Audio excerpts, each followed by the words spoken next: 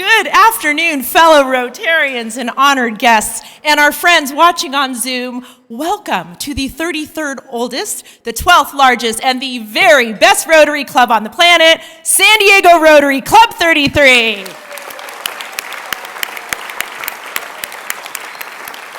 Are we so excited to welcome President Will? Oh yeah, yes. Woo, what a big day. I also want to just quickly acknowledge all of the amazing guests in the room today. We are so thrilled that you're here to celebrate our fabulous Will Hage. And I would also like to acknowledge our visiting Rotarians. I see a lot of them, so if you could just quickly wave, we want to thank and acknowledge our visiting Rotarians.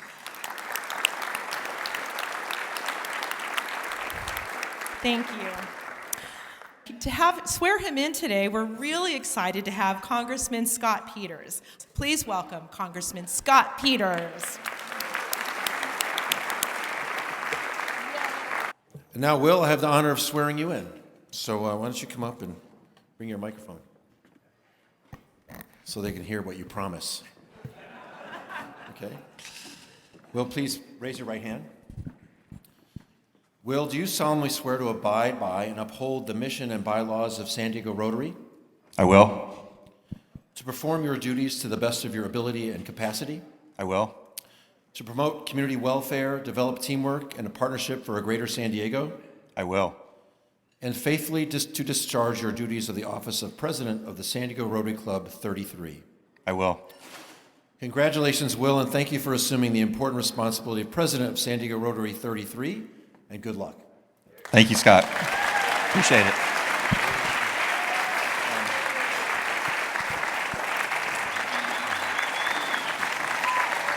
Oh, wow.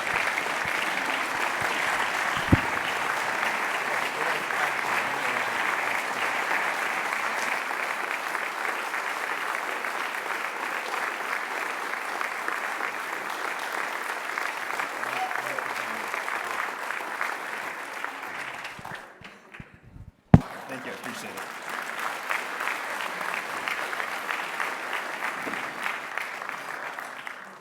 Wow, there's a lot of you in the room today, and I appreciate every single one of you.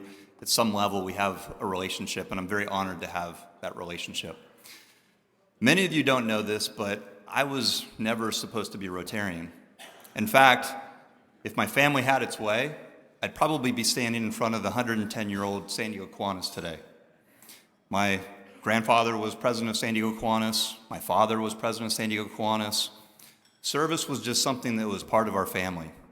And Rotary, it was never part of the plan. And it wasn't until a former member, Michelle Zelnick, who didn't know anything about my family's history with Kiwanis, asked me one simple question. And that question was, would you like to come to a Rotary meeting? And I said, sure, why not? I didn't really know much about Rotary. I immediately agreed, and a few weeks later, I walked into my first Rotary meeting. And when I walked in, there were a lot of familiar faces, a lot of people that I knew, but there were also a lot of people that my parents knew, or knew my parents, knew my grandparents. And in fact, by the end of that meeting, I was actually introducing Michelle to many of the members. As I was walking back to my car that day, I was reflecting, and I just felt like, wow, this really feels like home. This feels like family. And a few days later, Michelle called me and said, hey, are you interested in putting in an application? I said, yeah, I think so. But now I have to call my dad. And so I hung up the phone with Michelle, and I picked up the phone, called my dad, and he answered. And without any pleasantries or any other information, I just said, Dad, I'm joining San Diego Rotary. And there was silence. I knew there might be a little bit of pushback, maybe a lecture.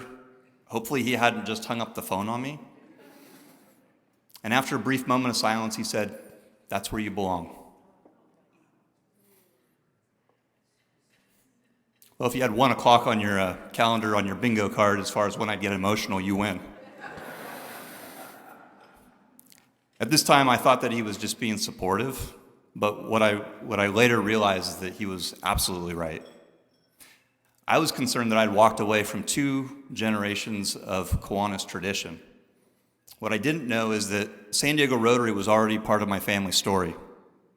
And after my grandfather's passing in 2008, I was going through his things and I found this old Club 33 Rotary directory from 1915.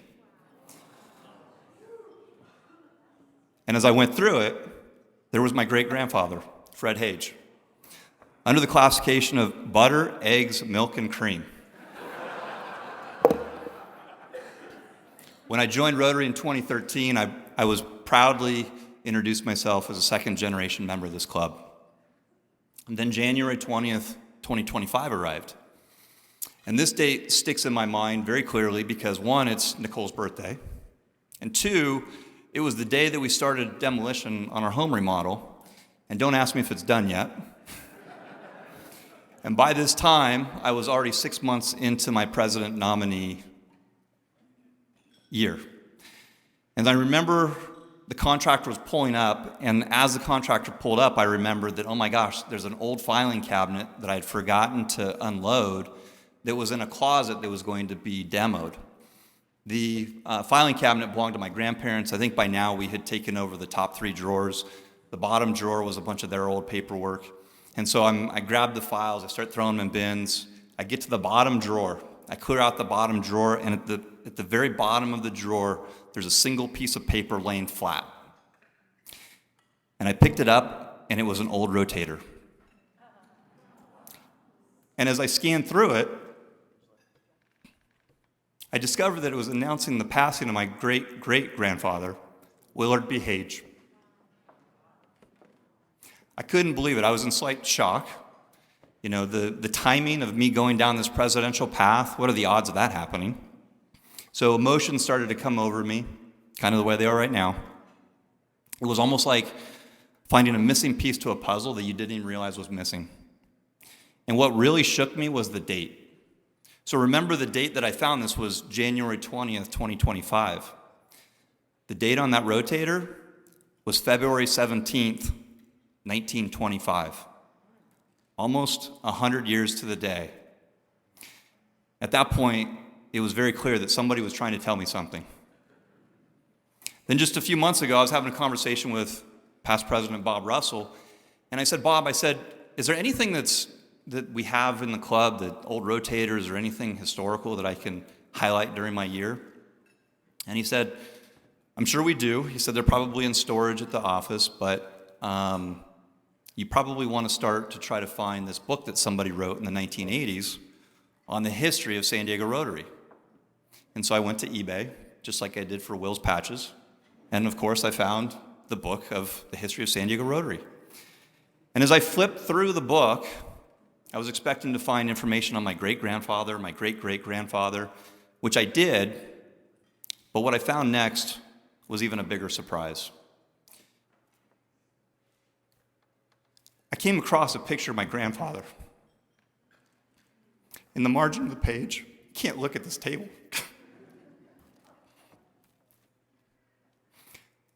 Below the photo was the caption, Fred S. Hage Jr., San Diego Rotary's first third-generation member, Rotarian. And at this point, I actually started to laugh because I've only known my dad as a Kiwanian, and this was the last thing that I was expecting to find. I was no longer a second-generation or a third-generation member. I was actually a fourth-generation member of this club, and this all transpired in the last couple of months.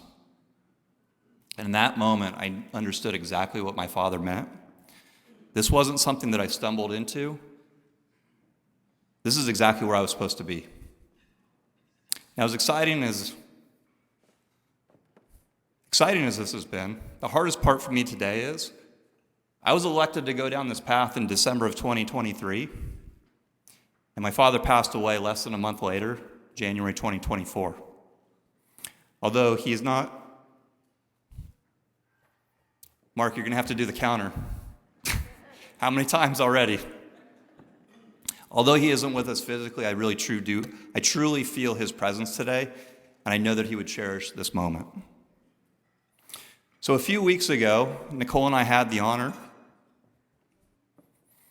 to attend the Rotary International Convention and in Taipei, Taiwan, and we had the honor of sharing that experience with Katie Du and Walter Lamb and Michael and Maria Brunker. And no, I didn't find any new relatives. But what I did have is the opportunity to meet with this year's incoming Rotary International President, Yinka Babalola of Nigeria. And Yinka's theme for this year is create lasting impact. And as I've thought about his theme for this year, I've come to believe that lasting impact rarely happens during a Thursday at lunch. It begins with a moment, a Rotary moment, a moment that defines why you are a Rotarian. And I've been fortunate enough to have a few of these in my time as a Rotarian. The Rotary moment that I'll highlight today is my first year at camp in 2014, shortly after joining the club. I remember having a conversation with David Oates and Keith McKenzie at two completely separate times, and I asked them, what do I need to do to get involved? At that point, I was probably in the club for 6 to 8 months, and I didn't have a purpose yet. And so, what do I need to do to get involved? And without hesitation, both of them in two separate conversations said, you need to go to Camp Enterprise. Well, for me, that was pretty easy, being a Boy Scout, being an adult scout leader. I'll go to camp. And so I signed up, and I was assigned to be what's called a rookie facilitator. And so my role as a rookie facilitator was to be part of a student team and then to support my veteran facilitator, which at the time was Beatrice Valencia. Then the night before camp arrived. And as I was packing my bags, I started to get cold feet. My kids were young. I was taking time away from my family and my business. And I kept asking myself, what am I doing? And in fact, at that moment, I was really close to just sending an email to the camp chair for that year and just telling him I couldn't go. And then my conscience got a better hold of me and said, well, Will, that doesn't stand up to the Scout law, and it sure doesn't stand up to the four-way test. So I decided that I would honor my commitment and I would go, but I'd probably never come back. After that first weekend at camp, I signed up to go again the following year. And then that year came, and I signed up to go again the year after that. And I ended up going to camp for 12 consecutive years. Why? Because camp gave me a different perspective on Rotary. Did I make an impact on the students? 100%. I made a great impact on the students. But the truth is, they impacted me far more than I could have ever impacted them. I remember watching students arrive in the same setting that you're in today. First day of camp starts right here at the Rotary meeting, and then we take them up to Julian. And a lot of these kids didn't know anyone. They weren't quite clear on what they were about to embark on. And they all came from very different backgrounds, some of which had actually never left their communities before, let alone gone up to Julian to be in the mountains. Then over the next 24 hours, I watched a group of strangers come together and work as a team. They built a business plan. They challenged each other. And on Saturday morning, they got to present that business plan to their peers and to a group of Rotarians. There was fear. There was excitement. There was pride. And there was even sadness when it was all over. Because in just 2.5 days, they had become more than just teammates. They'd actually become a family. But what was never on my radar were the friendships and the memories that were created with my fellow Rotarians. People like Andy Hewitt. Andy's here somewhere. Andy and I had never met before. Andy was he was head of security that year at camp. And we ran into each other at 10 o'clock at night outside of the cabin that I was chaperoning. And we started talking about life, getting to know each other. And then all of a sudden we look over and we see a screen pop out the window. And then a hand, and then a foot. And we looked at each other and we're like, what in the world is going on here? So we ended up quickly getting those kids back into the cabin. I don't know where they were going. There was probably girls somewhere. I don't know. I don't know if I want to know. But that conversation led until 1 o'clock in the morning. Beatrice Valencia, my veteran facilitator at camp. Beatrice is right there. Constantly reminded me that when I feel the need to step in and lead these kids, to actually step back and to trust the process. Let the students lead each other, she said. Even when you think that things are going off the rails, as long as they're safe, let them lead each other. And those are just two of the many friendships that I've had at camp over the last 12 years. And that Thursday following my first camp, I had the conversation with the late Chuck Preto. And somewhere during that conversation, I had made the comment that, Chuck, now I know why I'm a Rotarian. And Chuck smiled and he said, congratulations, Will. You just had your first Rotary moment. When I look back over the years, the most memorable moments don't happen at lunch. They happen while serving alongside other Rotarians, while in action within the community. And the common thread to all of those experiences were the people and the friendships, the conversations that occurred after a service project was over, sometimes with an impromptu cerveza above self gathering. And to me, that is what makes this club so special. And that's when the theme for this year became very clear as I reflected back on my time with this club. San Diego Rotary in the community where service becomes family. When I think about our club, I can't help to think about what it means to be Club 33. We're the 33rd oldest, 12th largest Rotary Club in the entire world. And I'm not sure that a lot of you understand the significance of that. There are 44,000 Rotary Clubs in the world. We are number 12. Our history is remarkable, but history alone doesn't define who we are. I believe our future can be every bit as bright as our past. I believe San Diego Rotary should be the club that others look to for leadership. Not because that we tell them that we're the best, and trust me, we do, but because we demonstrate it through our service, through our generosity, through the way we welcome new members to our Rotary family. My goal this year is simple. I want more of you to experience your Rotary moment. Because once someone experiences their Rotary moment, Rotary stops being about another meeting.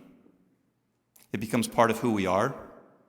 And if we do that well, everything else will follow. Membership will grow, leadership will develop, and our impact will become even greater. And that's one of the reasons why I've asked the Rotarians at Work Committee to implement something new this year. Every month we're going to have a club-wide service project, not because we need to add something else to the calendar, we're all busy enough as it is. We're doing it because this is where Rotarians come alive. It's where friendships are built. It's where families and guests get to experience who we really are. And it's where Rotary moments actually happen. And I'm excited to announce that our first project will be coming up in a very short period of time at the San Diego Food Bank a week from Saturday. And this one is very near and dear to my heart because my dad was the president and CEO of the San Diego Food Bank prior to his retirement. We have just 40 spots available, and I know it's short-term notice, but I want you to bring your spouses or your significant others. I want you to bring your kids over the age of 11, and I want you to bring guests. Let's fill these spots by the end of this weekend, because if we don't fill those 40 spots, the food bank is going to fill them for us. Which, by the way, you can register through the QR code, and I'm not sure, we'll be resending that QR code out here after today's meeting, but I also want to remind you to make sure that your passports are up to date, because not only are we going to serve in our community here locally, but we're going to be serving in Mexico in early 2027. So please make sure your passports are up to date, because you will not want to miss what we're planning to do. So what does success look like for this year? I have 4 main goals. The first goal is achieving a net positive in new members by the end of June 2027. The second is increasing our support to the Rotary International Foundation by 20%, and we will be having a program on the Rotary International Foundation coming up in September. The The third one is raising more than $150,000 at our big bid auction on October 20th. And then lastly, the fourth one, and my wife can attest to this, I'm a very competitive person. In fact, she and I have to be on the same team because if we're on opposing teams, it gets ugly. In my world, second place is first loser. And 10 days ago, when we were at the district governor dinner, if you haven't been, they do awards. And they did an award for the largest club in the district. Best large club in the district. So there's 7 large clubs in the district. And then they announced the winner, and for the second year in a row, it was Coronado Rotary. Now, Coronado Rotary is a wonderful club. I've visited them. I have friends there. Carol's a wonderful person. Their current president. But we're the 33rd oldest, 12th largest club in the world. Next June, at the district governor's dinner, and we are all there, we will be the best large club in the district.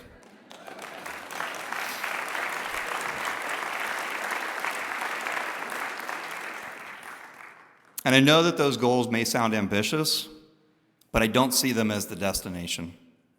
I see them as the result of becoming the club that I know that we are. If we serve together, if we invite others to serve beside us, if we create more Rotary moments, the goals will all take care of themselves. Speaking of being in the community, I have something exciting to share with you. It's no secret, we've talked about this to nauseam. Again, 12th oldest, 33rd, 12th largest, 33rd oldest. And to honor that distinction, I've designed these pins exclusively for our club for this year. I wanted something that our members could wear proudly. These pins are going to be my gift to each of you as members of this great organization. But it all comes with one condition. Yeah. Tracy, I could always rely on you. You need to wear it. Not just on Thursdays, but every day. Wear it to work. Wear it when you travel. Wherever life takes you. Because what I know is that pin is going to create conversation. And when someone asks you about that pin, you have now been given permission to tell them the story of not only Rotary, but San Diego Rotary. Who knows? The next person who asks you about it may actually become a guest, and that guest may become a member, and that is how we're going to grow. One conversation at a time. So throughout the conversation today, I've talked about service. I've talked about Rotary. I've talked about family. But what I haven't talked about yet is where I learned to be in service.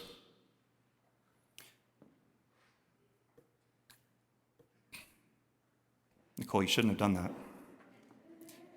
For more than 50 years,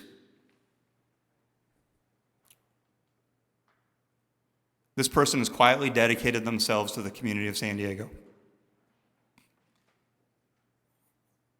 Whether it was the Junior League, the Salvation Army, the Armed Services YMCA, Meals on Wheels, Children's Hospital, and countless other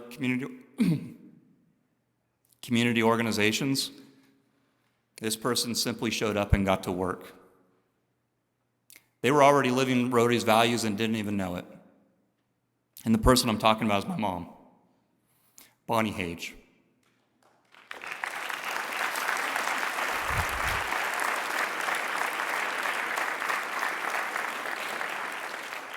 Mom, you're here today not only to witness today's festivities, but you're here as the newest member of San Diego Rotary.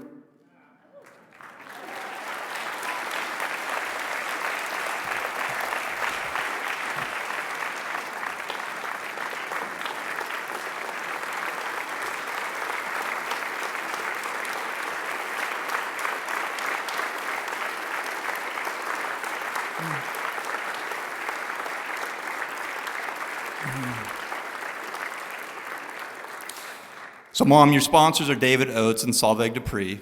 They've already submitted the application and it was approved.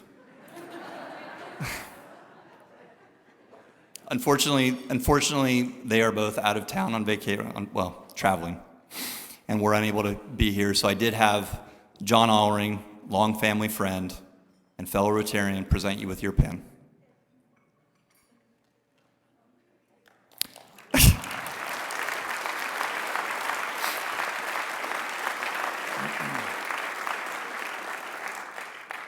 For the first time in our family's history, we're a 5-generation San Diego Rotary family.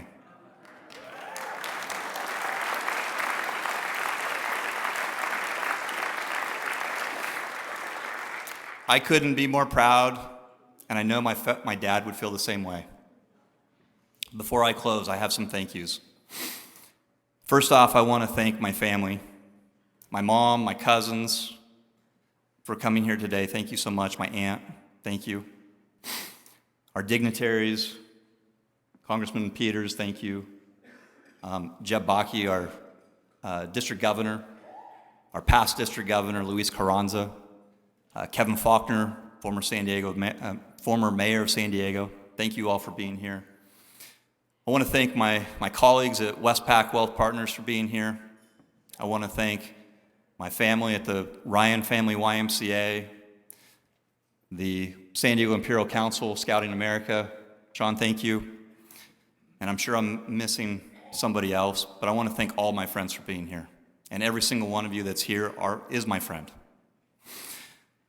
But I have family, direct family, that I also have to thank. First to my kids,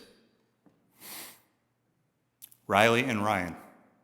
Ryan can't be here because he's, quote, goofing off somewhere in Orlando right now. And if you know, you know. I'm incredibly proud of the people that you're becoming. You bring me tremendous joy, and I look forward to seeing where life takes you. And to my wife, Nicole, happy anniversary. We celebrate 28 years of marriage on Saturday.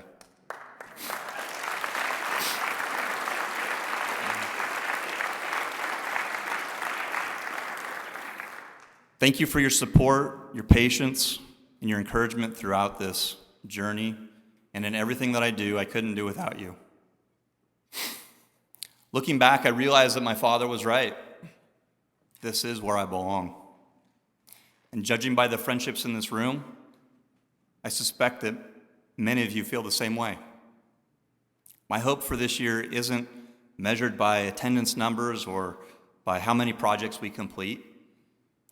My hope is that more people experience their Rotary moment, that more people discover a place where they can make a difference, that more people find friendships that keep them coming back. And if I could ask for one thing from each of you this year, it's this. Help someone else experience what you've experienced.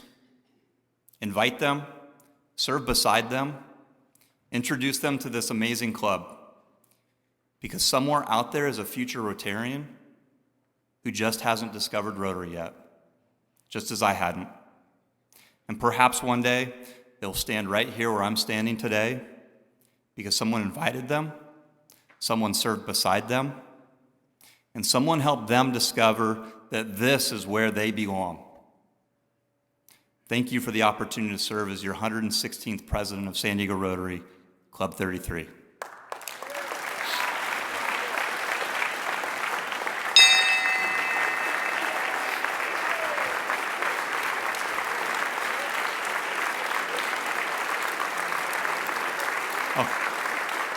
We need to do a selfie.